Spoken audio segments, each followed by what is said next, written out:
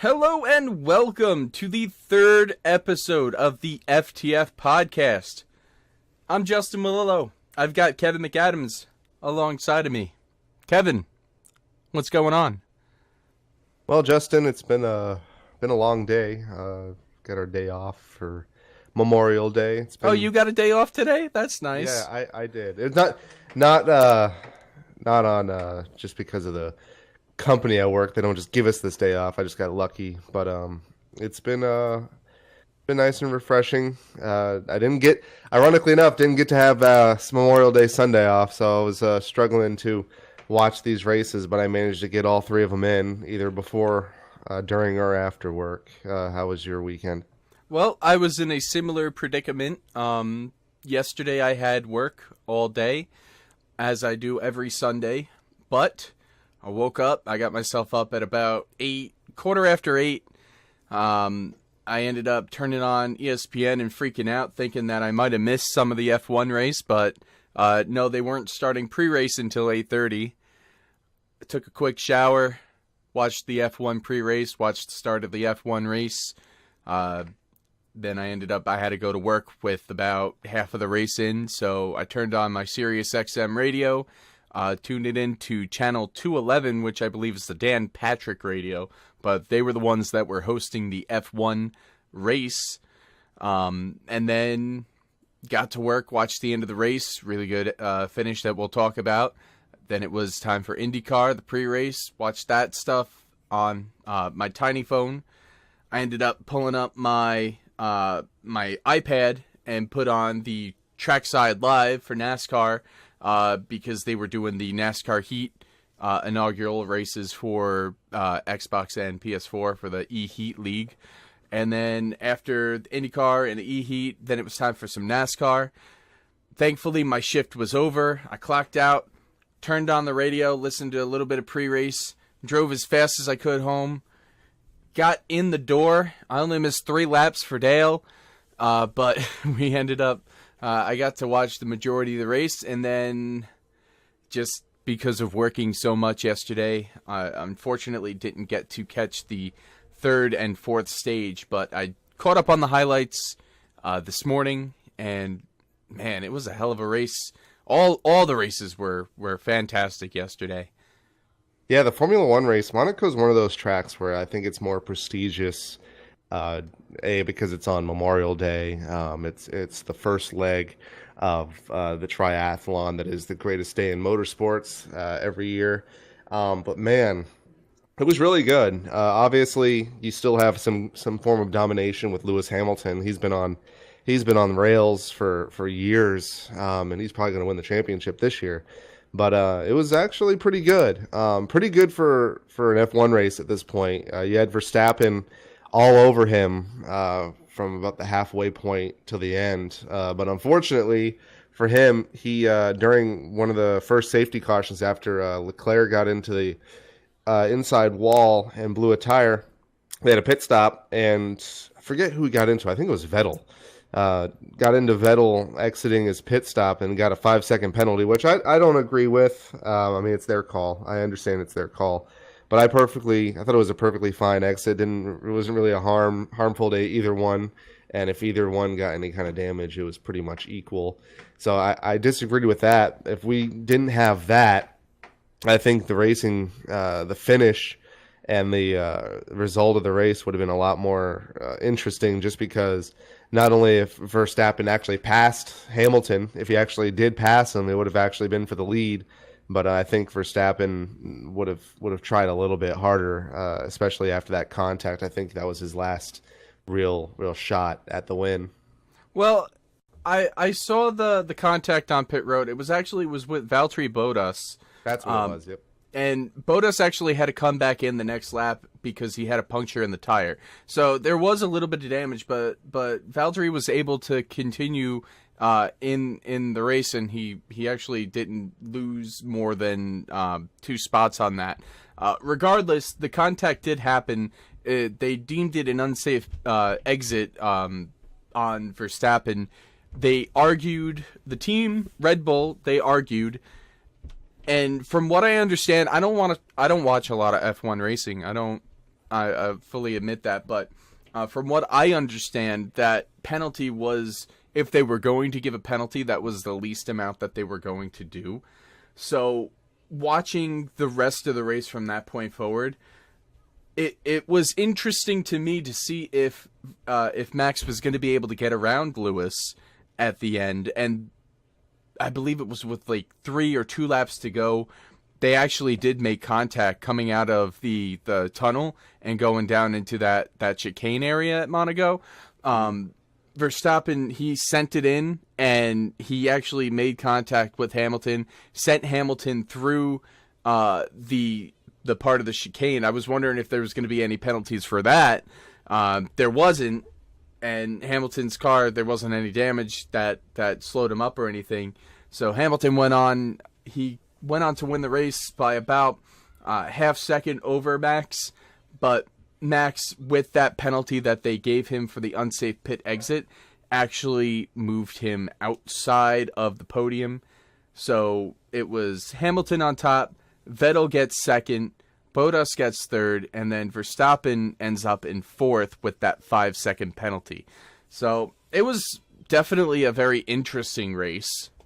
And I'm not saying that a lot of F1 races aren't, but, you know, I mean, last year was, you had Ricciardo in the lead for the entire race, and he had a power issue, and nobody could pass him. And it was just like, what's going on here? At least Max was trying to put on a show, and you weren't sure if he was or wasn't going to be able to get around Hamilton, and he made a move, made contact. So I was very happy with the first leg of the 3 races at Monaco. Yeah, I mean, like I said before, for all intents and purposes, for a Monaco race, for even an F1 race at this point, it was very good. I mean, like I said before, if Max didn't get that penalty, it might have been the race of the whole entire day, especially for that battle for the lead. F1's got a similar predicament that, I mean, every series has an issue with dirty air, but man, F1's got a really bad issue when cars are behind another.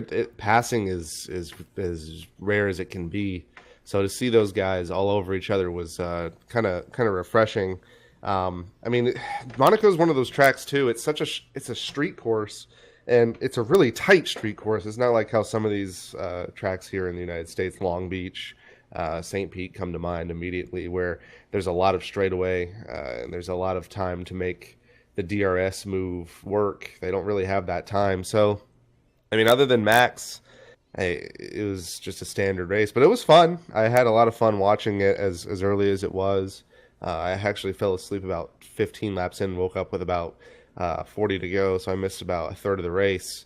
But I enjoyed it. I really did, just because it was a good first start to the day, especially when it's like, oh, it's F1. You catch the start, and there goes Lewis. He's gone. But in this case, he was being hounded the entire race. Even if it was Max with a penalty, I mean, Max was going for it, and you love to see close racing like that. I know eventually these cars are going to be going through a change kind of similar to what NASCAR is doing, where they're going to take a little bit of downforce away from the wings and kind of slow them down. They went the opposite route the last few years, where they were just setting lap records every single week, especially with these bigger, wider Pirelli tires. I think they use Pirelli.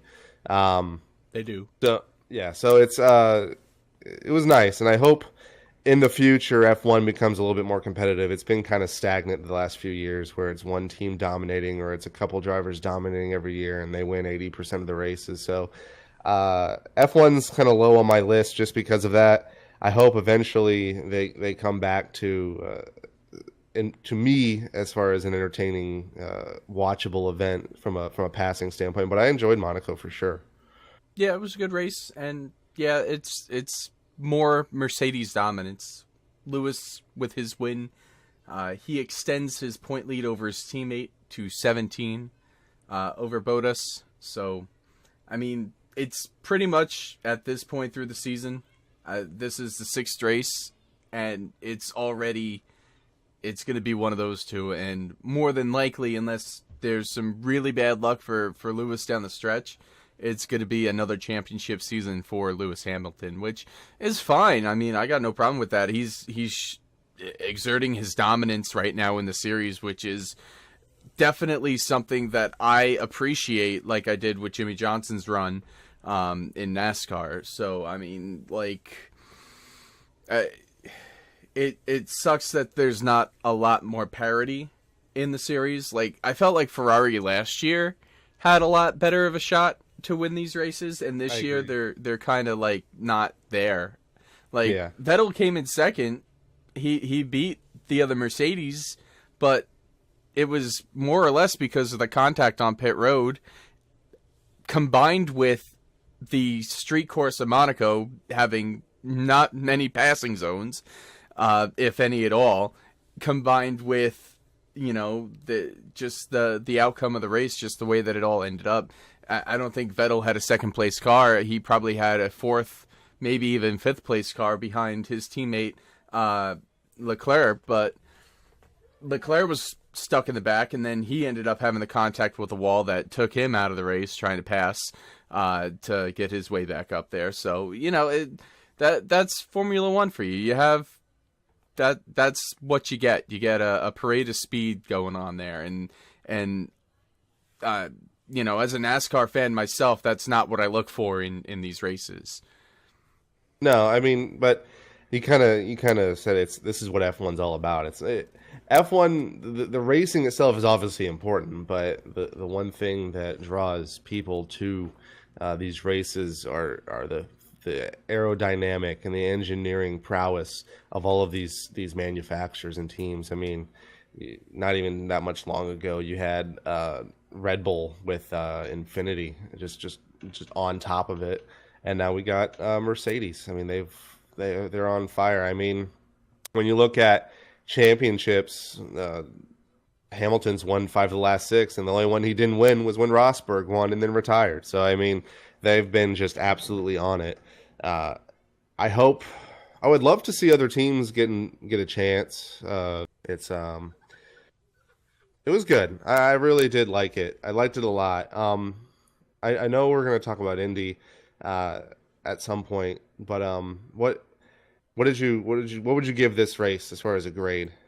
For F1 races, this was a really good F1 race. I would give this one probably about a 6.5 out of 10. Yeah, I'd say, yeah. I mean, I'd give it probably a 7.5 if it was if Verstappen didn't get that penalty, just because, man, I don't think he deserved it. But I mean, I'm not one of the stewards at F1, so it was their call. We have to respect it. We have to accept it. Let's go cross overseas, and let's talk about the greatest race in probably not only maybe the world, but in the United States. Let's go to Indianapolis, go to Speedway, Indiana. We had honestly two different stages of this race. You had Simon Pagenaud, who the whole entire month of May has been easily the best car. He's been on fire. He has had the best car in traffic. He's had the best car in the lead, and he showcased it for a good amount of the race. The only other maybe 2 or 3 guys that really had a shot, in my opinion, as far as maintaining the lead was his teammate Will Power, who's up there a long time, and Alexander Rossi, who proved to me, and it was surprising because I really didn't think they would be able to pass much this year because they really couldn't last year. He just flew through the field. It took him a little bit, but he absolutely let it be known that you can still pass. Yeah, and I really enjoyed his run up to the front. There were 2 impressive parts about the Indy 500 that I really enjoyed. One of them was Alexander Rossi's run to the front and almost victory. Rossi came in second after starting in 9th place, and Rossi didn't have the easiest race to get up there. He had definitely had a handful of pit road issues during one cycle or actually a couple of the cycles of the pit stops. They couldn't fuel the car, which one of the pit stops I think ended up being like a 23-second stop. Mm-hmm. Luckily for him, there was a caution that came out at the exact same time, which saved him from falling outside of the top 10. I think he ended up restarting in sixth on that restart because of the caution. So he caught some lucky breaks. He caught some unlucky breaks. He was still able to fight through it and fight back to the front and then go to the back and then fight back to the front and then go to the back a little bit more and then come back. And then it was with, I want to say, like 10 laps to go. That's when it just started ramping up again. And the other impressive thing from the Indy 500 that impressed me was just Simon Pagenaud. He absolutely dominated this race, but he didn't stink up the show. He led 116 of the 200 laps, but it wasn't like he was just running away with it. He always had those threats. He had willpower behind him at times. His teammate Joseph Newgarden had taken the lead from him later in the race at one point. He had Ed Carpenter was up there. And then, of course, Alexander Rossi making his move towards the end. So it wasn't like it was just the Pagenaud show the entire time. And even with that said, coming down to the wire in those last 10 laps, those were the most exciting last 10 laps of an Indy 500. Way more exciting than last year's race, unfortunately, the one that we went to. But right.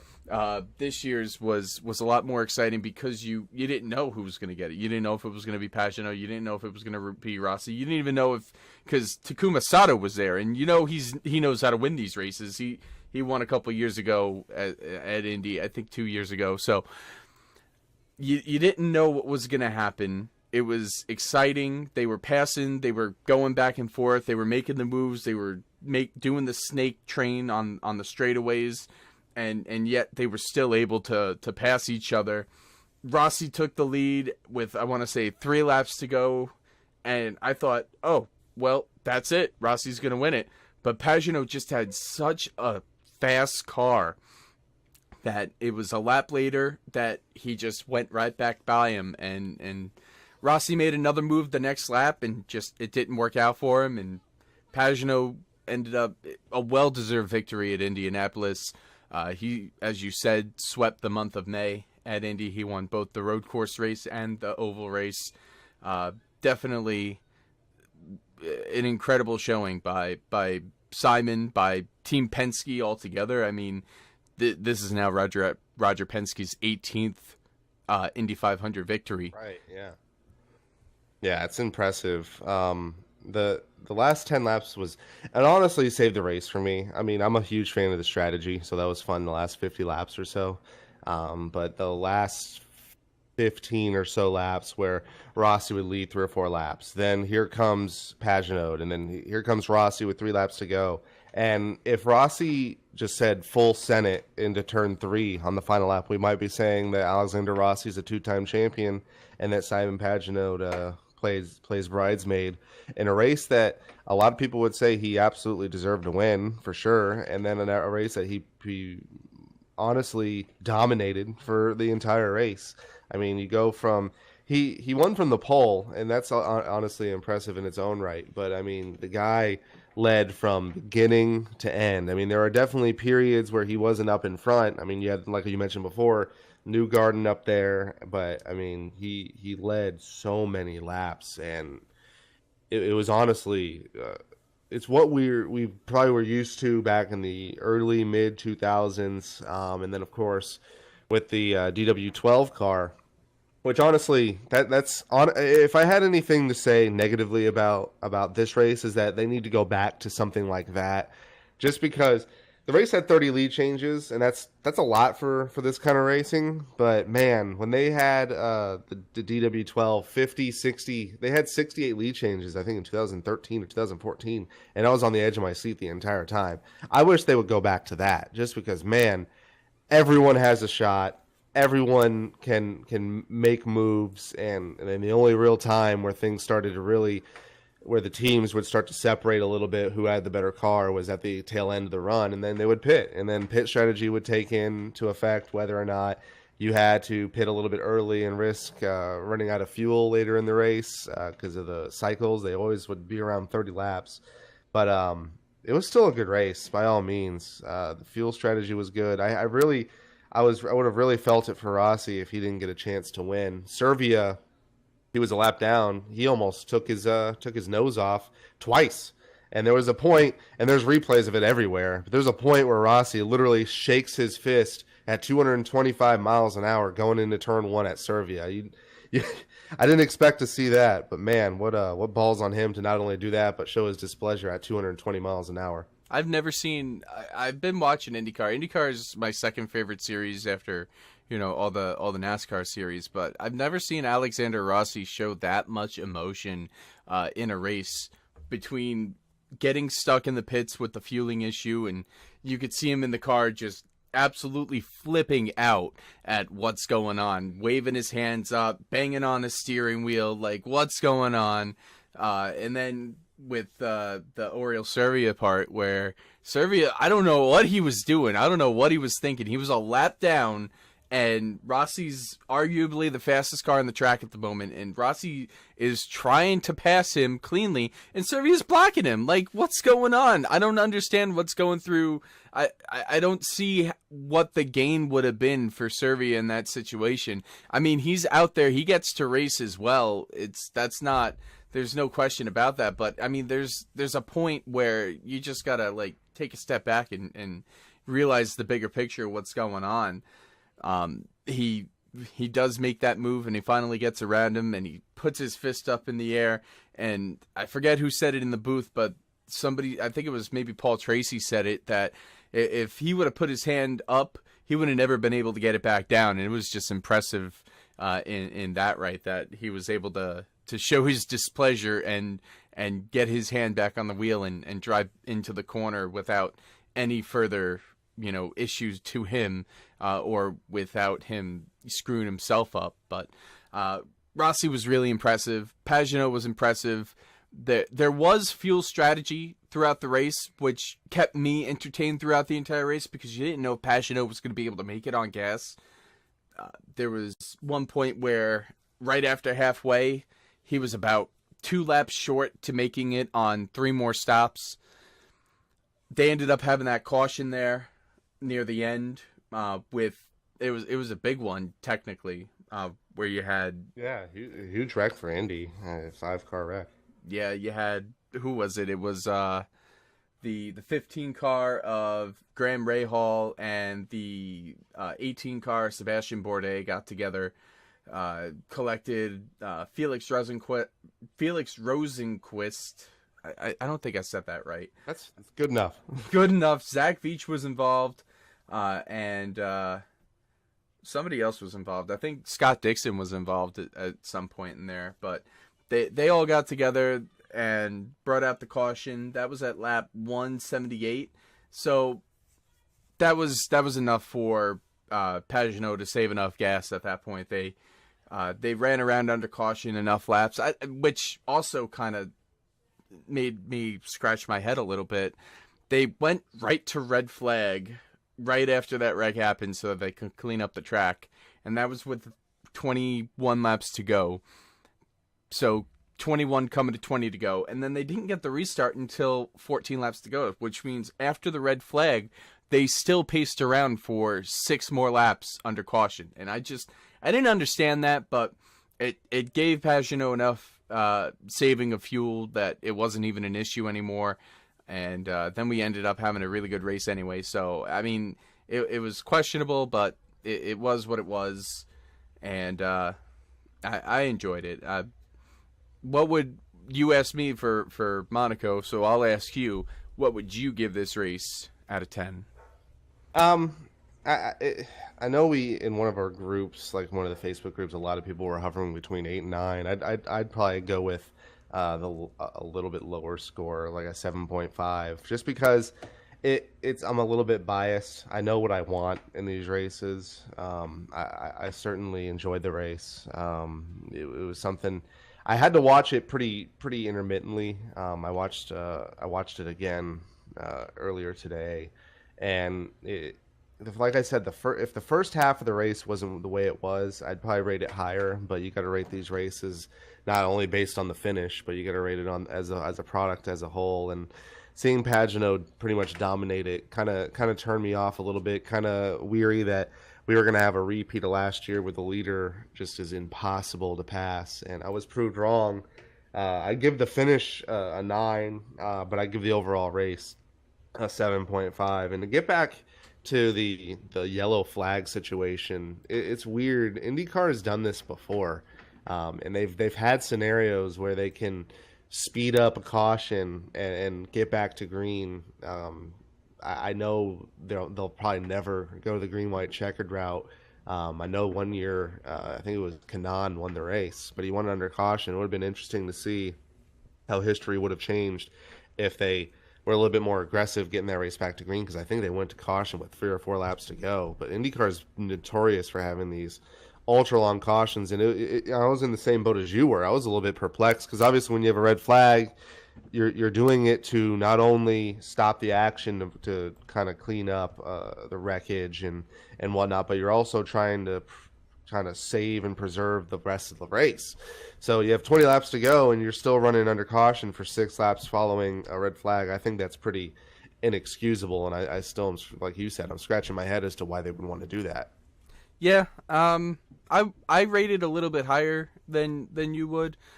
I think in that same Facebook poll, I rated it at a 9, but I really wanted to rate it at an 8.5 for the same reasons. I mean, the beginning of the race was kind of slow, and Pagenaud was dominating it, but I saw that it wasn't just Pagenaud dominating it. I would say I watched about 90% of that race in between doing work and catching what I could and taking lunch and whatnot. Pagenaud was dominating for sure, no doubt, but there was always a threat behind him. It wasn't like he was just pulling away or anything like that. Power was there, Newgarden was there, Carpenter was there, and Rossi was coming. So I would say a little bit higher of a score, 8.5.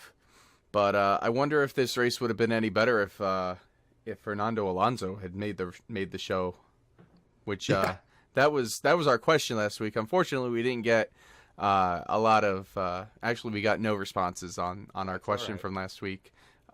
It's fine. I mean, this is now our 3rd show. Last week was only our 2nd show.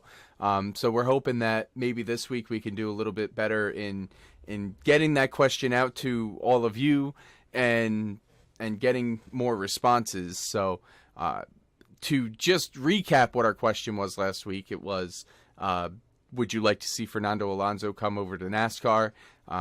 We both said that, yeah, sure, that'd be great. But looking at this race, this Indy 500, I honestly feel like this race and Fernando Alonso not making it might have been the best thing for IndyCar.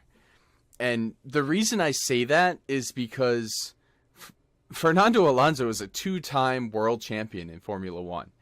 So when he came over to race the Indy race a couple years ago, and he had all the successes that he did in that race, a lot of the Formula One, members of Formula One and drivers and all that were like, oh, well, I mean, of course he's going to do well. IndyCar's like our B series or whatever. Yeah, it's like a minor league, right? So to see, and I feel bad. I do. I got to say that I do feel bad that Fernando Alonso didn't make the show, because he deserved to make the show, because he is a 2-time world champion and he's one of the greatest drivers of our era. But and as we talked about last week, it was McLaren's folly, not his. But him not making the show, I feel like was the best thing for IndyCar, because it shows that they're not just their B series. They're not just their a smaller portion of, and Formula One's like the greatest thing alive. No, you do need to have some, it's not just a walk in the park to make the Indy 500. And we had 33 really good drivers. I found this on the web for, is there a smaller portion of an alive note? Do you need to Why is Siri talking to me right now? I hear it in the background, but yeah, just to kind of follow up, because you're obviously being interrupted by iPhone. Gotta love those iPhones. Android is a lot better, but that's just my opinion. I'm kind of mixed, because you have, like I mentioned last week, you have a ratings, a potential ratings drop because you have a world class guy like Fernando Alonso, world champion, F1 champion, winner of a bunch of endurance races. Obviously, a top talent on this planet in terms of driving a car. But the one thing about Indy that the IndyCar I think does right is that a lot of things are very similar when you look at a car like a Penske or one of the guys in the back. It's not quite a spec series, but man, it's close. And personally, I like that because you got guys that you got a whole entire field of cars, and the only real thing that's different, you got the driver, you got the engine. You either have a Honda engine or a GM engine with Chevy, and you got your setup. And that's the one thing that McLaren missed out on was a good alliance with a team that had a lot of notes and a lot of history and a lot of experience at Indy, with knowing how to set up the car, knowing what really gets the speed out of the car, and they missed it. And you're right. I think it really shows that making the Indy 500 is not only a prestigious honor, but it is damn difficult to do, and it showed because you had honestly a huge series or a huge manufacturer like McLaren miss it. And funny, our friend Ryan, who was at the 500 this year, we went with him last year, and he was saying that there's so many. So many McLaren fans there, and it's you hate to see it just because, man, I'm sure they were excited to see their guy Alonso. And I think we talked about it before we started recording, and I think you brought it up first. This might have been the first or the best thing to happen to Fernando in the sunset of his career. That way, maybe he can branch away from McLaren, finally get that, hey, you guys are holding me back. And you're making yourselves look foolish by having underperforming equipment, not only where it counts at Formula One, but on the grand stage at Indy. So hopefully for him, I would love to see him start to branch out and do more one-off things. I loved the fact that I got to watch him at Daytona in the rain and driving the prototypes, driving the DPI, and showing his true talent. I hope he does that more as he not only gets older, but as he becomes a legitimate free agent for himself. Yeah, I agree, and it sucks because you want to see, I want to see him do as much as he can now that he's not tied down at Formula One, because he really is one of the greatest talents out there. But I mean, as long as he's with McLaren, I don't know if that's going to be possible, as far as on the IndyCar side. I don't know if he even wants to come back to IndyCar anymore. I don't know if this was like a one-off and now he's just completely like he doesn't want to even try anymore. I don't know. I don't know how the mind of Fernando Alonso works, honestly, but I think it would be cool if he was able to maybe it's truly up to him and his partners of what he does from now. But if something happened where he was able to branch out and do more and be more competitive in more forms of motorsports, I'd love to see it. But oh yeah, 100%. But we'll move on from Indy because this is a NASCAR podcast. So we got the first two legs of the greatest day in motorsports down: Monaco, Indy. Now we head to Charlotte, and we have the Coca-Cola 600. That's the longest race of the entire 2019 Monster Energy NASCAR Cup Series season. What did you think, Kevin? Well, you said longest race of the season, and man, it showed, because man, I felt like it would never have ended. It was I hate to bring back last week, but I was right. It really became two different races as the nighttime showed. You had the first 50 to 75 laps. Man, I thought Gibbs was done. I thought Gibbs was screwed. You have Eric Jones just tear the wall down 25 laps in. He's done. And then you have the satellite team and Matt DiBenedetto with LFR with Levine, and he slams the wall and takes himself out of the race. And then you see, man, Truex. Funny enough, obviously everyone knows at this point he was the winner, but everyone thought he was done. Takes the wall down out of 4 once again, in the lead. So you have this first big climax of the race, this huge story of, man, does Gibbs have an issue? Did they miss the setup altogether on their entire team? Because even Hamlin had issues. The only one that I believe didn't have any problems was Kyle Busch. Hamlin stuffed himself in the wall 2 or 3 times during the race. So you have Gibbs with their problems. You have, obviously, the youngest pole sitter of the Coke 600 superseding Jeff Gordon for the youngest pole sitter ever. Leads the first bit of the race, but pretty much became a non-factor after that. I really, for what it was, I knew there was going to be issues because they're pretty much wide open when you're in the lead, but as the sun stays out and heats the track up, and you have people behind other cars really searching for grip. And we said it last week. I really got to commend Charlotte for adding that compound, because if we had a bottom line fest, I feel like this race would have been so much worse. It was for what I saw live, I really was enjoying it. Like you said, the first stage of the race with the 3 Toyotas getting into the wall, I was talking in our group chat. I was thinking, oh man, are we going to have another repeat of 2008 Indy? Is this going to be every 20 laps we're just going to be under caution for a right front tire going down? And then when you saw the JTG cars getting involved as well, I think both Buescher and Preece had similar issues. I was thinking, oh wow, it's going to be the whole field. We're not going to get any longer than a 25 lap run all night. But it turned out really well for Martin Truex. He was able to rebound. He hit the wall on lap 75, but he didn't hit it hard enough to take him out of contention.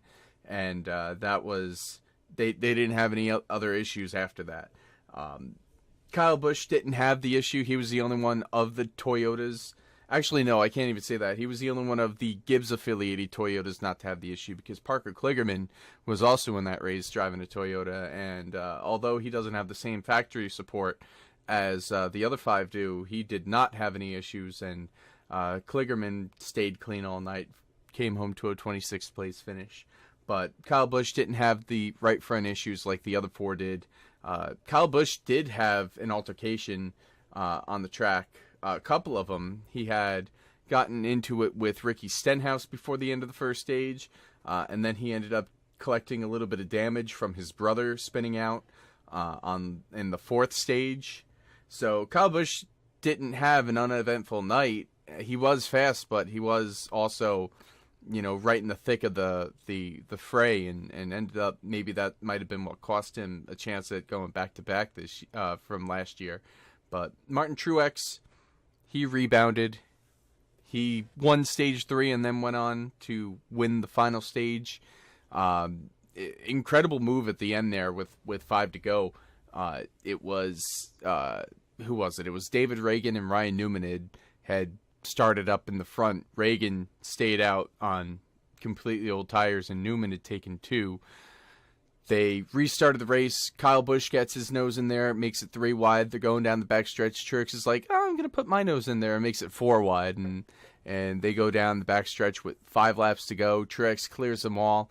Joey Logano follows him through. And it was, I felt like it was a decent race for what I caught, and then what I caught in the recaps and the highlights this morning. So I'd say it was one of the better Coke 600s in the past few years. Oh, I would definitely agree. The one thing that this package does right are the restarts, because we see things that we normally see at Daytona and Talladega. That's pretty much what we see these first 2 or 3 laps. They're 3 and 4 wide. I mean, I don't think I've ever seen a 4 wide pass for the lead at Charlotte. So that was nice. I really, and with Truex having that damage, it makes you wonder how much was in that car. How fast was that car really? Because the side force on these Gen 6 cars, even with the giant spoiler, is still incredibly crucial. He had damage on the right front. He had his whole entire right side was pancaked. I mean, it was weird. Charlotte became Darlington 2.0. We had the Charlotte stripe not only in the 600 but in the Xfinity race. We'll get to that in a little bit. But I was incredibly impressed with Truex, and it's funny that Logano finished second because out of the entire Penske camp, he was honestly third fiddle behind Blaney and Keselowski, and they had their fair share of issues in the last 15 laps that actually set up this hectic finish. You had Blaney, and I don't know if he had the same issue, but Blaney apparently broke his track bar, so he was skating around just barely trying to hang on. Ended up 13th, and then you have Brad Keselowski, coincidentally enough, on the same lap as Blaney is having issues. Fall victim to a right rear blown tire, which, I mean, a lot of people were screaming conspiracy because you had Logano in second. He was there, but man, that dirty air, it's hard to pass. So maybe a little bit of itchy arm Boyer at Richmond-esque activities, but we'll never know.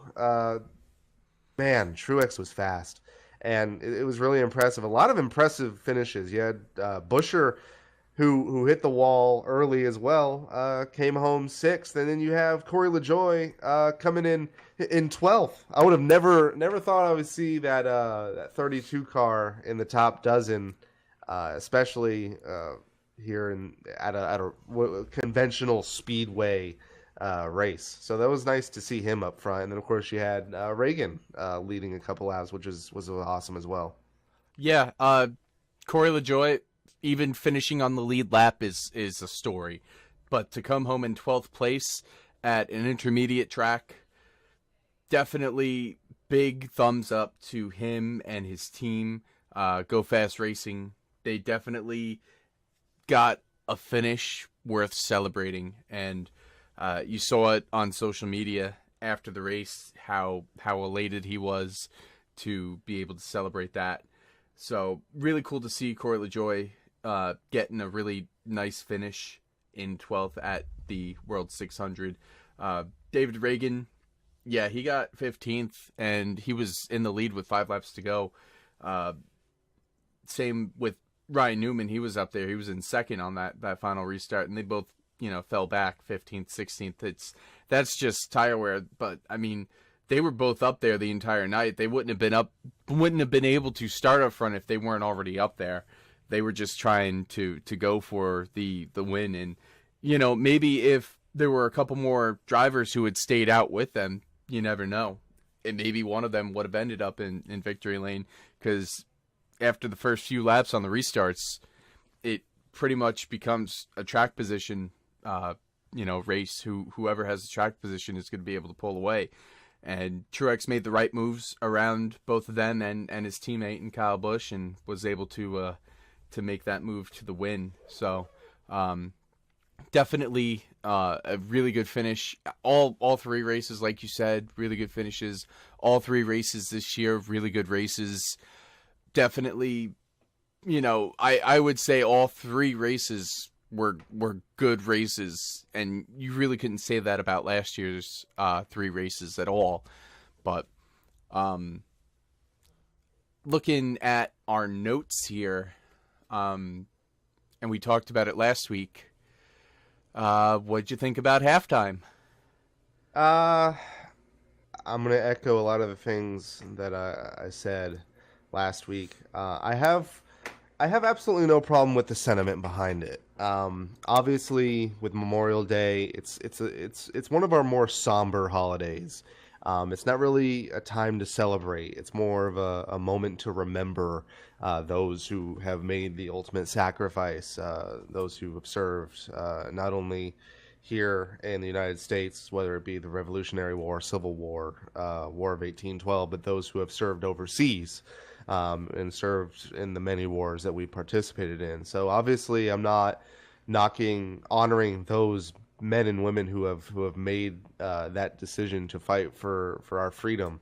I still stand by what I said. I still think it's ultimately a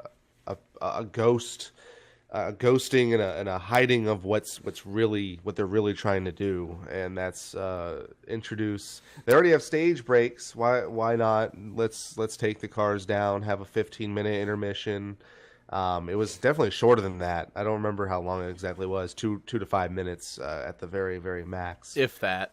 If that. It was about 30 seconds, I'd say, the actual moment of silence. But obviously you have them rolling down the pits, and then of course they got to get the cars warmed up and all that. I think it's an ultimate test to see what's the reception of this. And obviously when you put a huge banner of this is a moment of remembrance, and they're plugging, I forget the name of the foundation, but they're plugging a foundation to donate, which was, I mean, I'm all for donating to charity, but I thought that was a little bit odd that it was basically a plug for that. I know you took a little bit of issue to that as well. What did you think? It wasn't what I was expecting, and I'm a little bit disappointed by it, just because I was hoping that it was going to be more than something that could have been done in the pre-race celebration. And that's exactly what it could have been. I mean, they could have done the invocation, they could have sang the national anthem, or even before that, they could have rolled out this flag with this foundation and been like, let's have this moment of silence. But it felt forced. It did. And I wasn't. Last week, I was all for it. I was ready for it. I was excited. I wanted it to happen. I wanted to see fireworks. I wanted to see America. I wanted to, celebrate all the men and women who have served in our country. I mean, on Saturday, I went to my local national cemetery with my family, and we went and we placed flags at the graves of the soldiers, and to remember the ultimate sacrifice that they made. And that's just, that's how much I care about this country and all that. I love seeing stuff. I love seeing patriotism, and I love the pre-race ceremonies, and I love that NASCAR is one of the most patriotic sports out there. But I did not love this halftime. I felt like it could have been a lot more. And I'm trying to find the name of this foundation because I have it. Here it is. It's Honor and Remember. That it was very basic name. So I don't know. I remember they announced the tires that were going to be run at the World 600 by all the NASCAR race cars. The Honor Remember logo was on the Goodyear tires, and they announced that at Richmond, and I'd gotten a picture of it at that presser. So I was looking for that, and now I remember. But they had a flag, and you could barely see the flag. It wasn't a big flag. It was a tiny big flag that took not even like a 1% section of the infield grass. So if you were sitting up in the grandstands, you really couldn't see what that flag even said. And then, I mean, they probably had it on the big screen behind. Oh, so yeah. But still, I mean, it wasn't an impressive display to me. And I felt like if they were going to do this and they were going to test the waters and they wanted to have a lot more positive response, they should have done a little bit more than what they did. And I felt cheated out of my halftime. And not to say that I don't appreciate that what we did to, remember the fallen, but I just felt like it could have been a lot more.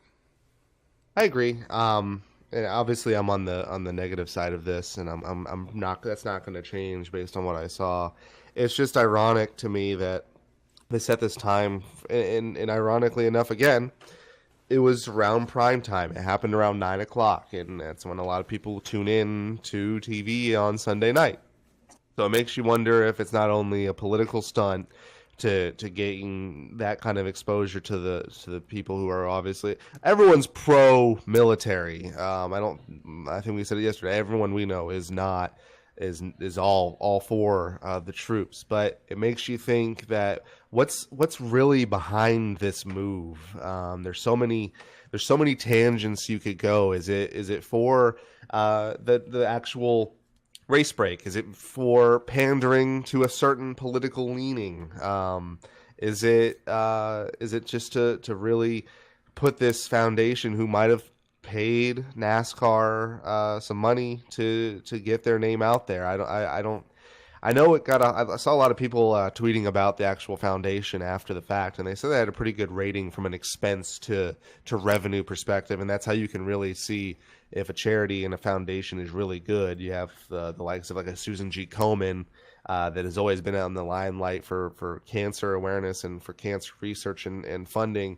They're one of the worst, ironically enough, and they're one of the more popular ones. So we'll never really know if this was in good heart felt reasoning.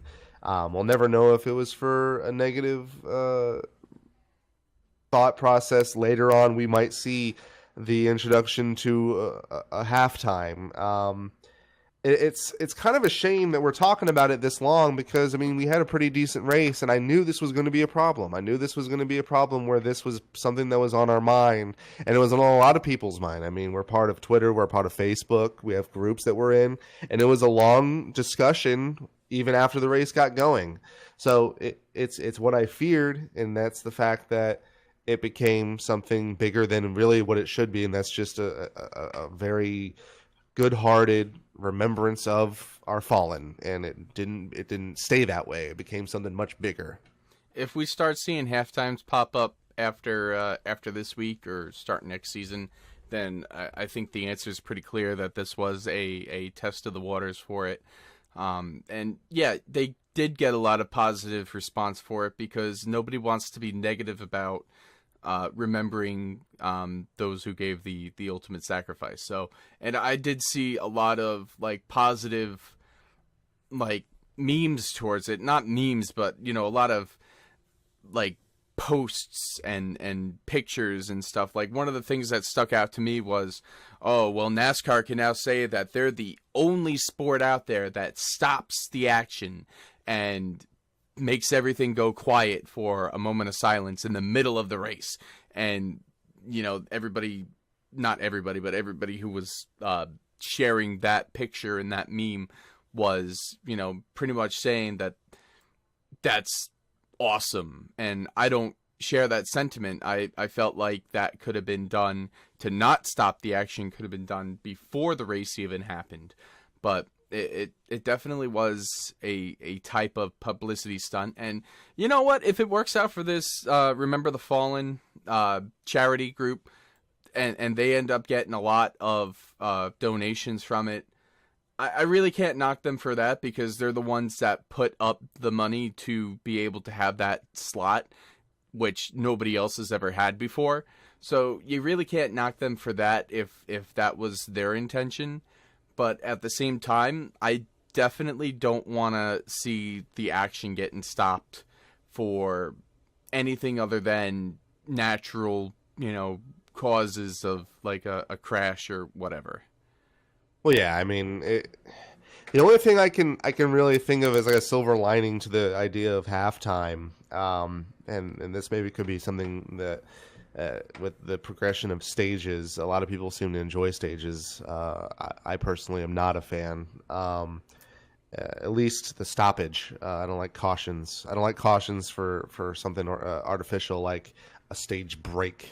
It might be something that a lot of people are in favor of. And one thing that you could think of is if you have halftime, if you have a legitimate like break in the action, you can put advertisements. You can set aside time that a commercial would show during a race run or during something where there's it happened a lot at Talladega. A lot of the time they would go to commercial and there would be passing for the lead. It's like, come on, but this is the one race we're going to have a lot of passes for the lead. You're going to turn to a freaking commercial. We're going to see a Busch beer commercial or a COPD commercial. Come on. So, I mean, that's one thing to think about on the positive side. I still don't like the idea, but you got to think of something to maybe lessen the wound of the ever-changing franchise that is NASCAR, always trying to appeal to the common casual fan and never to the hardcore fan. Yeah, I think I'm done talking about halftime until it happens again. So Agreed. let's move on.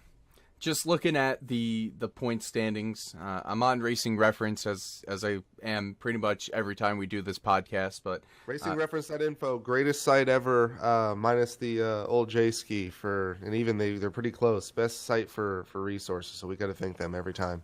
Absolutely, and I'm looking here at the race report and the point standings, and Truex becomes the third three-time winner this season. Along with Kyle Busch and Brad Keselowski. So you really don't see the big three this year breaking out like we did last year. I mean, Kyle Busch and Martin Truex were part of that big three last year, but Kevin Harvick was also part of that, and he hasn't won a race yet. Brad Keselowski was not part of the big three, and he's won 3 races. Then Denny Hamlin, who went winless last year, he's won 2 races. The defending champion Logano has a win. Chase has a win. So looking at it, because we're halfway through the regular season now, and you can kind of see how everything's shaping up for the postseason. You can kind of see who's going to be in, who's going to be out, barring any craziness that could happen, like, you know, for instance, fog rolling in at Pocono next week or something, and someone like Chris Buescher getting a win like he did a couple of years ago. You could kind of tell how this is gonna happen, and I'm looking at like the Chase cutoff, and you got right now all the Hendrick drivers are in with Chase with the win. Then Alex Bowman is in 10th, and Jimmy is at 14th, and William Byron's in 15th. Kyle Larson sits on the bubble, and we all know that he hasn't had the best of seasons, and that continued last night with his incident with Austin Dillon and Clint Boyer. But Larson's currently sitting on the bubble by 2 points over Eric Jones. And then there's another 4 points back to Ryan Newman and another 2 points back to Ricky Stenhouse. So between like those couple of drivers, William Byron, Kyle Larson, Eric Jones, Newman, and Stenhouse, those I feel are going to be the guys that are going to be going for the last 2 spots should we not have another winner outside of that. What are your thoughts on that? Like, do you have the same sentiments on that, Kevin, or like how do you feel? Like, because like I said, we're halfway through the regular season. It's and I apologize for the dogs. That's what happens when you got 3 dogs and you got 3 people living in this house. I think something that surprises me, obviously you have Hendrick becoming more consistent. Bowman is in the top 10. I'm really curious to see what happens to Boyer. I think him and Almirola have a pretty good cushion. I think they're in. I think it's going to become first 4 or the last 4 in, first 4 out. I think it's going to be 8 guys vying for 4 spots. I really haven't seen a lot of performance out of Suarez. He's obviously done decent enough. He's got a good average finish. He's averaging 14th He's done really well. He's performed. He's got 4 top 10s. I mean, he's doing decent. I really am looking to see if Hendrick keeps up with the consistency. I mean, they were all in the top 10 last night. That's a really good thing for that team, especially with last year. And earlier this year, they really didn't show up. You got Kyle Larson, who at some point he's going to break out of this bad rut, this bad break of bad luck and wrecking and overdriving. I mean, he won the All-Star race. I mean, he's got speed in that car. So I'm curious to see if Roush can keep up with the likes of Hendrick and Stewart-Haas. I think it's those 3 big teams that are going to be vying for those spots. I really don't see unless Austin Dillon and Childress become more consistent on a race run basis. I mean, they've had speed all year in qualifying. They really trim their cars out. They really go fast down the straightaway. But once the races start, they become a non-factor. So I think Jones will miss it just because he's been inconsistent, whether it's his fault or not. I see Hendrick becoming more of a factor in the top 10 and even the top 5 as the season progresses. We're going to a lot of tracks that are the more unconventional style of racetracks. We got Pocono, we got Sonoma, we got Indy, we got a lot of New Hampshire. We have a lot of tracks that are coming up from here on out.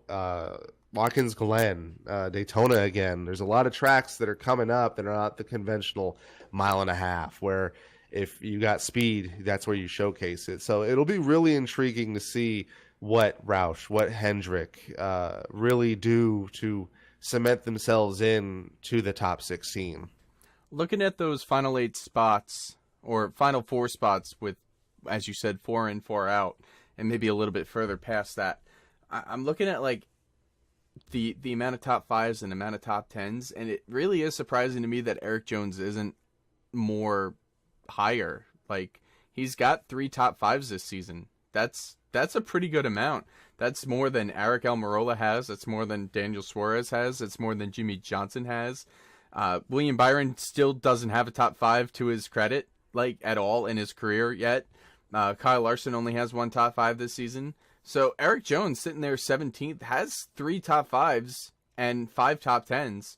He's had some terrible luck. It's feast or famine for Jones this season. As we saw last night, he wrecked out. He was the first one out of the race, and that wasn't his first time this season where he was the first one out of the race either. So Jones has had some terrible luck when he's not up there, but I felt like Jones has a better chance at making it in than maybe some of these other guys. I don't know if Daniel Suarez is going to stay in there, just because he hasn't really proven himself yet. I don't know if William Byron's going to stay in there just because he hasn't proven himself yet. I would maybe say that Byron's more likely to get in than Suarez just because of who is calling the shots on top of Williams' box with Chad Knaus up there. Chad Right. knows how to make it into the playoffs. 7-time champion. He knows his stuff. Yeah, I mean, even when Jimmy Johnson wasn't doing well, Jimmy never missed the playoffs. So I don't see how Chad's going to let that happen. So I would say if heads up, Daniel Suarez, William Byron, Eric Jones, I would say Jones would get in and Byron would get in over Suarez. But Suarez is currently the best out of all of them. He's 13th, Byron's 15th, Jones is 17th. I don't see how Jimmy Johnson's going to miss it. I don't see how Kyle Larson's going to miss it. They're both just too talented and too. I feel like both of them are going to win races this year, honestly. Now that Hendrick's back, quote unquote, I feel like Jimmy's going to be up there. And even though he's got that new crew chief with Kevin Mendering, I feel like that's, he's still Jimmy Johnson. And even though he may not have the Chad Knaus setups in the car, he's still got access to them. And he still is going to have, talks with Chad, even though Chad's not his crew chief anymore. So I don't see how Johnson misses it. Larson's already won in the All-Star race, so he's proven that he can. So I think that Larson will get a victory before the end of the regular season. He's just got to have luck on his side. Yeah, it's been a weird year. Like you mentioned before, last year we had the big 3. Only 7 guys have won, and they're all in the top 7. So winning basically has been rewarded, but to drivers who have been consistent. I mean, you got Denny Hamlin, who's 7th. He has 2 wins. The only guy in the top 7 that actually we got 6 winners in the top 7. The only one that hasn't gotten a victory, shockingly enough, has been one of the more dominating guys all year and dating the last 3 or 4 years, and that's Harvick.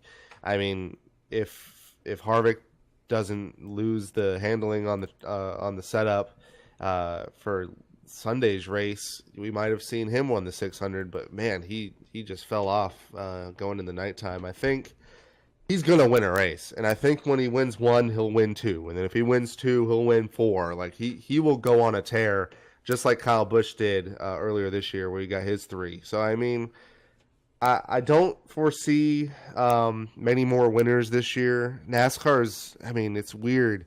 Back in the day, I mean, anyone would really have a shot. It just seems like it's Gibbs, it's Penske, it's Stewart Haas with Harvick.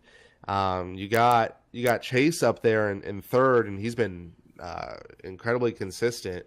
But I think they just need that one extra tick of speed to compete with the Gibbs guys and the Penske guys. If they can do that, not only will all four of them make the playoffs, but I think there'll be a legitimate shot to get into the Elite Eight and maybe the Final Four for Homestead. Yeah, I could agree with that. I feel like, and I said it in quotes before, Hendrick is back, because they're a lot better than they were at last season, even though Chase won those 3 races last year. But I felt like this year to this point, they all together have been doing a hell of a lot better. But,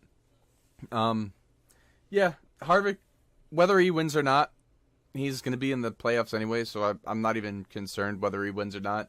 And I do think he will win at some point because he's just that good of a driver. I think Ryan Blaney will win at some point this year. Blaney's led 359 laps this year. That's more than Kevin Harvick's led. That's more than Denny Hamlin's led. Yeah. So, looking at Blaney, he's the guy who's led the most laps and hasn't found victory lane yet. So I think Blaney will end up in victory lane at some point, just because Penske's really been on a really good run so far this season. I think Alex Bowman might find victory lane at some point this year, just because of the performance that he's had in the last couple of weeks. So I would say that we'll maybe end the regular season with 10, maybe 11 winners. I mean, right now we have 6. I think we can get 5 more in the next 13 races. Oh, I agree. I mean, you got Watkins Glen coming up in August. You got Sonoma coming up here in a few weeks. Got July with Daytona. I mean, those are 3 legitimate wild card races where you even might see someone like we kind of already written him off, but you might see a Suarez or even a Stenhouse. I mean, Stenhouse it's just funny that they mentioned Jimmy Spencer last night. He's as close as what we got to Mr. Excitement again. Someone that may not necessarily be competing for wins, but man, he's entertaining as hell to watch, whether you like him or hate him. So I mean, he'll be a legitimate threat at Daytona. They got the new package there, and we'll see how that runs. But I mean, you got 2 big wild card races in the road courses, so there's definitely a legitimate shot. I mean, Pocono, it could be the same thing. I mean, all it takes is someone nailing the setup and getting out front. We know it's going to be a premium to have clean air. So yeah, I agree. And Pocono, you mentioned it. It could be one of those wild card races. That's where we're heading this weekend. I'm going to be there. It's going to be the 4th race that I'm going to cover this season, so I'm looking forward to that with the racing experts. So, looking at the Pocono stats, we haven't really had... I really wouldn't say that it's been too much of a wild card, except for Chris Buescher in 2016. But the last couple of years, you've had Kyle Busch win 2 of them. You've had Martin Truex Jr. win 2 of them. You've had Kurt Busch win 1 of them. Ryan Blaney win 1 of them. Dale Jr. swept in 2014. So, I mean, it's... Matt Kenseth won in 2015. So it has the capabilities of being a wild card should we get fog again like we did in 2016 when Buescher won, or any type of weather. Pocono is one of those tracks where the weather's completely unpredictable, being up in the mountains like that you could get rain 1 second and then you get sunshine the next. I mean, it's almost like a cooler version of Florida. As far as like the air temperature, not as far as like the area, because I feel like the wow factor. Florida's a very cool place, but not temperature wise. But Yeah, I mean, Pocono is definitely one of those places that has the capability. I wouldn't say that it's necessarily something that's going to happen this upcoming weekend. But I'm looking forward to Pocono. But heading back to this previous weekend, I did want to touch upon the races, the other races that went on that weren't on the greatest day in motorsports. We had the Xfinity race the day before, where Tyler Reddick, the defending Xfinity Series champion, who switched teams and you could say maybe went to a lesser team with Richard Childress Racing, just flat out at the end of that race, just flat out stomped the competition. And I would say that from what he's shown this season, he's been a lot more refined than he was last season. And last season he won the championship. So Tyler Reddick might be the scariest driver in the series right now, just because of his talent level and his ability to run up in places that other people don't. Yeah, I agree. Christopher Bell, in my opinion, is got the most the highest ceiling, just because he was a dirt guy, and he's obviously in high end equipment. I think he's got the fast track to Cup. I think he'll be there next year. But man, if Reddick gets a shot in decent equipment, I think he'll be in the same ranks of a man. I don't even want to compare, like a Brad Keselowski, someone that was in a bunch of different cars and different teams. And I mean, he was, funny enough, he drove for Brad, and he wasn't the most refined driver then. He was basically this just wild buzzsaw that had a lot of speed, but he just couldn't close the races. And we saw at Homestead, the dude can wheel a car, at least on the high line, better than anybody. He turned that car around, and he would just throw 3 or 4 tenth gap every single lap while he run the high line. So the dude's got talent. He's probably the second on my list as far as favorite for Xfinity. Like I said, Christopher Bell, just because his pure talent and his equipment. I think he's got the edge on Reddick. I don't think that RCR car is where it needs to be quite yet. They're always in the top 3, top 5, but they really need to start running in the lead more consistently. I think once they get close to the playoffs, we'll see that, especially when that's really their only car at this point. They've kind of downsized compared to the last few years. So and it's weird because I think he's the next guy we'll see jump to Cup. That's like, wow, he's got all this talent. He has to be in Cup, like a Ryan Preece, like funny enough, Daniel Hemrick, and you never know, he might actually be replacing someone like that in the future, just because he's shown that he's in that top 3 status of best guy, best talent that's not in Cup yet. There's 2 things I want to mention about Reddick. One is that he's also a dirt guy. You know, he comes from the Lucas Oil Late Model Dirt Series, the World of Outlaws, and he was one of the youngest drivers to I think qualify for the pole for the World 100 at Eldora. So Tyler Reddick has that dirt background just like Christopher Bell. Just it's not talked about as much as it is for Bell, because Bell's still doing it. Bell's going out there and winning the Chili Bowl and all that. So Reddick's got that background as well. Maybe not as profound as Bell's was, but Reddick's got that. So he's got that on his side. And the other thing is that, yeah, Richard Childress Racing is downsized considerably over the last couple of years. I think it was maybe 2 or 3 years ago they were a 5-car team. 5 cars, right. And now they're just a 1-car team. I mean, last season they even had 2, or 2.5. But right now they're a maybe 1.5 car team, because they got like a part-time thing going on with Kaz Gralla. But they're focusing their whole attention right now on Tyler Reddick, which I think might be helping him and helping that team become more of a player in this series, and that might be helping his cause, because over at Junior Motorsports, all four of those cars could win on any given weekend. Maybe not Michael Annette's car, but Or Noah Gragson. well, I'm talking about last season. Oh, But yeah. you had Allgaier there, and Allgaier won the regular season championship with 5 victories in the regular season, and then you had Elliott Sadler, who was a threat to win in many races, but he couldn't close the deal. And then you had Tyler Reddick, and Reddick had just one win last season coming into the finale at Homestead, and leading up to that, he really didn't impress me throughout the rest of the season. He had that close finish at Daytona, and he pretty much rode that into the Final Four.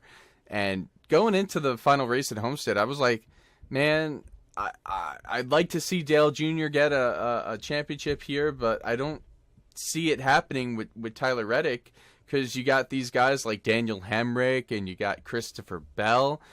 So I don't see how it's going to be, possible for Reddick to bring Dale Jr. another trophy. And he surprised the hell out of me with his ability to run up high and keep it out of the wall for the most part, and just run the lines that nobody else could run consistently. And he's brought that into this season, and it's just incredible to watch him go out there and do make the moves that he's making and run as fast as he is. And he's scary. He definitely is. And He's really talented for sure. I'd say right now, last season I would have said that Daniel Hemrick might have been the next big thing, but he's been off to a slow start this season. And not to say that, it's his fault. I mean, the whole team right now is off to a slow start, and even his competition in the Rookie of the Year standings, Ryan Preece, is off to a slow start. And those two were two of the biggest stars last year in the Xfinity Series. Preece, of course, having gone to victory lane, but Hemrick's never won. He didn't win in the lower series in the trucks or in Xfinity. So Hemrick got his ride and made it into the Cup Series without having proved himself in the lower series, which you look at drivers like maybe Jimmy Johnson, who only had one victory going into his, and then he became a 7-time champion. But you more or less, you want to see these guys kind of prove themselves before they get that big ride, and Hemrick really hasn't done that. But then you look at Reddick, and Reddick's in the same equipment now that Hemrick was in last year, and he's winning races. He's won 2 races already. The kid has already, I want to say, 8 career victories over the Truck Series and the Xfinity Series. He's a proven winner, and he had his second career Cup race at Kansas, and he finishes in 9th. Where was the rest of the Richard Childress racing cars? They were in the back. Tyler Reddick, 9th place finish. Yeah, he's impressive, and I don't want to turn this into like a let's knock on Preece, let's knock on Hemrick. I think they're world-class drivers. I really Preece is the man. Yeah, they're both really talented. I've been a Hemrick fan since he was in the 14 truck back when he drove for them.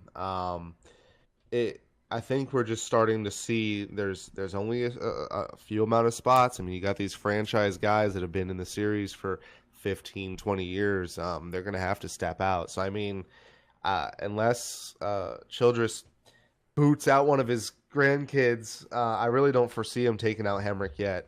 He's got the talent. I think he's more than capable of winning a race. I think he's just always, something happens, some bad luck happens. I think he's in the predicament of cars that, kind of mentioned it earlier, they're trimmed out for qualifying, and Childress hasn't nailed it yet in the race, and they've kind of been off since Harvick left. We haven't seen them really compete for a championship since he left, and you hate to see that just because he's such a big name. Childress is such a big name, and they're just not. They're not even really in the top 20. So it's just I really don't think it's Hemrick. I really think that he and Reddick are really close on talent. Maybe Reddick gets the slight edge just because he's proven himself. I honestly think, like I said before, I think Hemrick has that ability to win. I think he would have won in that 2 car this year. Just now he's in Cup. So it'd be interesting to see the likes of Brett Moffitt, the likes of Ross Chastain, the likes of Reddick getting a shot. And I think we'll see that in the next few years. And hopefully when this Gen 7 comes out, maybe we'll see the emergence of older teams like Roush, like RCR come back into the title hunt, into where 25 guys can legitimately win a race. Because I certainly miss that, and I know you do too. Yeah, I definitely do. I love seeing, parity, and not to bring up like FTF racing, like our goings or anything like that, but one of the things that I really loved going into this season was that we had a type of way where it was bringing a lot of different people into the fray, like people that aren't really as competitive as some. In our little league, we have 10 different winners in 13 races right now. So right. I love seeing that. I really do. And I'd love to see actual NASCAR do that too. I would die. I would be so ecstatic if we went into race 26 already having 16 or 17 winners, and we had to figure out at Indy or next year at Daytona who's going to be, who could be a driver who's won a race and doesn't make the playoffs. I would love to see that happen. And we might see that in the future. I just don't see it this year. No, I don't see it this year either. Like I said, maybe 10 or 11 winners, but yeah, I would love to see it. Yeah, well, Xfinity race, Tyler Reddick won. Looking at the sim racing side of things, we had the iRacing Peak Series at Charlotte for their longest race on Tuesday night last week. We kind of gave a quick preview to it, and it was fun to see the some of the esports teams get kind of a little boost in the arm, because you had the actual NASCAR teams like Roush Fenway getting a couple victories with Zach Novak, and you did have the flip side tactics with Ryan Luza getting a lot of victories already. But Keegan Leahy put on a hell of a show at Charlotte Motor Speedway and got G2 Esports their first victory of the season in the 200 lap duel. It was a good race. I really enjoyed it. I was kind of hoping to see Blake Reynolds with Team Dylan Esports. I was hoping to see if he could catch him near the end of that race, because I think the two of them would have put on a hell of a show battling for that number one spot. But it was a really fun race on the computer side of things. Yeah, I mean, the peak races have always been something I look forward to this year more than any, just because you got this element of the 2019 package with about 75 to 80% of the dirty air factor taken away. They're pretty much a pack for about 30-40% of the run, and then of course you got the top guys who have nailed the setup, and you got Keegan Leahy. He pretty much advertises himself as a setup builder first, driver second. He's just reaping the benefits of his own talent behind the crew chief standpoint of things. So he got the win, but man, it's going to be really interesting. They have Sonoma next. They're going to have more grip than ever, so I think they'll produce a great race. But man, if you haven't tuned into the eNASCAR Peak Antifreeze series yet, it's a blast to watch, just because it's everything you want to see in NASCAR, just from a sim racing perspective. They are close quarters. They exchange the lead back to back laps, and it's always impressive to watch those guys run 3 and 4 wide, especially with outside servers or outside issues like netcode and disconnecting from the server. You want to see those guys race so close, and it's sometimes hard because it's not like how it is in real racing. But Yeah, iRacing, NASCAR series, doing really well. And then we had, you watched it. I didn't get to catch much of it, but they have the eNASCAR Heat inaugural race. They actually brought the guys for the Xbox and PlayStation series to the racetrack to race, which was pretty interesting. I really did enjoy that, just from like the engagement that NASCAR brought to these 28. I don't want to call them kids because a lot of them were actually older than I am and older than you are. Yeah. But 28 of these console players, 14 on Xbox, 14 on PlayStation, that all got drafted by these real life teams: Wood Brothers Racing, Hendrick Motorsports, Go Fast, Germain, Junior Motorsports, Richard Petty, like all these actual NASCAR teams, and they've embraced them too. It was really fun to see throughout the week how they interacted with their e-drivers. They brought them to the shops. They did media productions with them. They gave them gear. Like you saw, like pit shirts. the guy who won I forget his name, but the guy who ended up winning for Team Penske in the Xbox race. I'll get his name in a second. But he had the Team Penske polo on. Like, everybody has that polo that works for Team Penske. And he had the same exact polo on out there and he looked like he was... I forget who said it, but somebody called him a nerdier Joey Logano.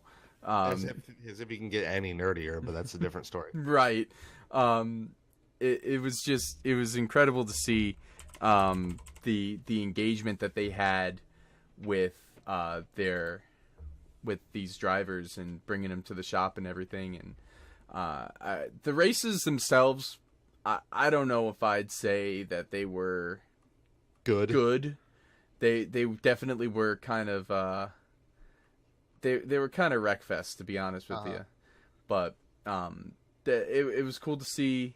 It was just cool to see. I enjoyed the event. I wouldn't say that the races were that great, but I enjoyed the event. I enjoyed some of those guys out there have had previous, like we talked about last week, they've had previous spotlights in sim racing, like Josh Parker and like Justin Brooks. Like they've been around forever. Josh Parker walks on stage when he's getting introduced and he shotguns a can of Coca-Cola. That's cool. I like that. I like that he thought of that and he wanted to do that in front of everybody. And then you had them like jawing at each other throughout the race, because I don't know if they're going to do that the entire season, where they're going to just fly them to different tracks or whatever. Right. But you had all the competitors within feet of each other, and they were jawing at each other throughout the entire event. If there was, I saw them get animated at each other. Like one of them was pointing at each other, and I like the event. I didn't like the racing. Well, yeah, I mean, I obviously you have the NASCAR Heat, which is an in-house game. I mean, the NASCAR has a huge hand in it, so obviously they're pulling out all the stops, which is cool. I hope it goes, and I hope it expands, and I hope from a sim racing perspective, I hope this trend continues that allows for drivers like you and me to have a legitimate shot, to have a chance at being on a higher level NASCAR team, like a Penske driven sim racing team. That's just something that all of us have dreamed of, and it's starting to happen. I mean, you got the Peak Antifreeze series. The winner of every race is getting $500. I mean, that's just incredible. You got the winner of the entire series has a shot at winning $40,000. I mean, we're talking about money that people can live on for an entire year, and people are going to start making a living off of this. Maybe not full time, but I mean, a lot of these guys are making legitimate money, whether it's weekly or bi-weekly, and I think NASCAR knows that's the route that they're going to have to really start going, especially with the success story of a William Byron, where You got a guy, basically a kid, had no real experience, and now 5 years after he gets into a car for the first time, he's in Cup. So I mean, I think the future is bright for this idea for NASCAR and for iRacing and for. I necessarily don't like the fact that the console gaming gets a little bit bigger spotlight than the PC stuff, because I do think iRacing is a little bit more realistic, and I think it definitely is. See more talent come from there, because you don't see anyone on a damn controller. But that's neither here or there. It's good and it's exciting just because we both have been in this world of sim racing for a better part of half of our lives. So it's just fun to see. Yeah, I completely agree with that. And the only reason I'd say that the Heat League is getting more exposure than iRacing is because it's NASCAR's property. Like, NASCAR owns the Heat series. They that's their official game. So they want to, and not that they're not promoting iRacing, but they're just not promoting it on the same level. Even though iRacing's where the money's at and whatnot. But I do have the names of the winners here, just so that I'm not being a complete jerk about it. Brian Tedeschi was the winner for. I've raced that guy on iRacing before. That's funny that he won. It's good for him. Yeah, he was the driver of the number. I want to say he was the number 22 car that drove into victory lane on the Xbox side. And then for the PlayStation side, it was Slade Gravett. What a name. Yeah. He was drafted by the Wood brothers. He drove the number 16 car. I think it was the 21. Was he the 21? Yeah, he was the 21. The 16 was on Xbox. So Slade Gravett, number 21, Wood brothers. Spin was the sponsor on that car. And I mean, it was cool the way that they did it, that they had in-race interviews. I personally didn't like how the cautions but that's the game. The cautions just went by in a snap. That's just the game, though. Yeah, really can't fault the coverage because of the actual game software has its shortcomings. I thought it was fine just because I knew that was going to happen. Right. So, I mean, looking at the two of them, of course, my heart's always going to be with the iRacing series, and the amount of talent that it goes in really can translate into something in real NASCAR and real racing. So, iRacing definitely is where the talent can lie, but eHeat, I'm glad it's getting the exposure that it's getting. And I love to see it. I love that sim racing's getting its due. Yeah, I mean, you got a bunch of guys that ran NASCAR racing 2003 season in Cup. You got Keselowski, you got Hamlin. Yeah, obviously I had Dale Jr. who ran it a lot. I mean, there's a lot of guys who cut their teeth at home just for fun on a game that we still use today. iRacing goes to Pocono on their service, and so does NASCAR. It's probably, I consider it a wild card, not only because anything can happen. Fuel strategy, rain outs happens all the time. From Chris Buescher to winning to even a high-profile driver like Jeff Gordon winning. He's won there twice in a rain delay. So anything can happen at these races. They were not going to run the Aero Ducks. They decided about 3 weeks ago that they were going to run it. What do you think we're going to see here at Pocono? Well, if it's anything like we saw at Kansas, I'm going to be really happy. But I don't think we're going to see that, just because it's going to be run during the day and it's going to be warmer out. I feel like this package was made specifically for tracks like Pocono and for Indy, and it's not panning out that way. I'll be happily surprised if we do see, the type of racing that we saw at Kansas.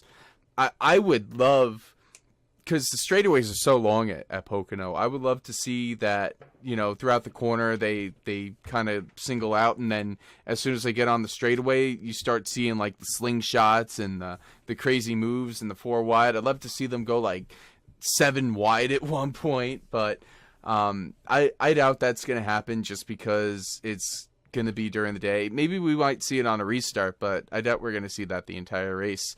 I think you're going to have more of the same that we've seen at tracks like Auto Club and at places like at Texas. Yeah, I agree. I think a good for those who didn't see the Xfinity race last year at Pocono, a lot of people were expecting what we saw at Indy, a lot of granted single file racing, but a lot of slingshots and a lot of opportunities to pass. They didn't really do that last year. Kyle Busch just took off and he was gone. I think we're going to have something very similar, not only because the dirty air factor is exponential compared to an Xfinity car, but they're going a lot faster than the Xfinity cars did last year on the straightaway. I think the best time to make moves will 100% be on restarts. I don't know. I know that a lot of guys, going back to iRacing, I know a lot of guys did some quick testing and they're wide open through the tunnel turn there. I don't know if they're going to be in real life. I can't imagine after a few laps that they would. But that track, ever since they repaved it, has been nothing but a one-lane track. At least back in the day, you had the new fresh pavement in 3. You had all the bumps in 1. So they had places to go, and it made it a little bit more interesting. I think there's a reason why this race is getting consolidated from 2 weekends to 2 races in 1 next year. Pocono is definitely the most unique track we go to. That's an oval, but the racing there hasn't lent itself to be very good, at least for NASCAR. Obviously, IndyCar has done really well there the last few years, especially when they brought the DW12 car there. They had a lot of good races. I just don't see it happening, having a good race, but I could be wrong. I don't think I will, but it's going to be interesting to say the least, just to see what kind of runs they'll be able to get with a 3,800, 4,000 foot straightaway on the front stretch and the back stretch. I'll be pleasantly surprised. I'll also be very happy to be wrong in this instance. I always love to see good racing. So, but I'm in the same boat as you. I'm not expecting too much out of it. So, but we'll look forward to it. I'll be there. Like I said, I'll have some live coverage. So, don't forget to follow the racing experts this weekend as I go and I try to make my mark in the sport. But anyway, that's all I got for tonight. Kevin, you got anything else you want to add? No, it's just that was a good weekend. I think we can all agree that all 3 races they have overshot my expectations, especially the end of the 500 and the entire F1 race. 600 was pretty much what I expected. Great restarts. Racing got a little bit spread out as the races went on, but man, couldn't have had a better day. I just hope that this package continues to surprise me. We'll see. It'll be a good. I wouldn't say you'll enjoy yourself at Pocono. I might be stuck at work and I might just ignore it a little bit and catch some highlights, but we'll see. That's fair. I'm looking forward to Pocono this weekend, and I agree with you that this past weekend was definitely a shining point of the motorsports community. But that being said, that's all for tonight. Here we're recording this on Monday night, by the way. So whenever you listen to it, you could be listening to it in the morning. You could be listening to it whenever, because it's available on our YouTube page. And hopefully going forward, we'll have this up on Apple, on Spotify, on Google. But until I figure that out, right now, enjoy it on our YouTube page. My name is Justin Melillo, and for Kevin McAdams, this has been the For the Fans podcast. Have a good day or night. Goodbye.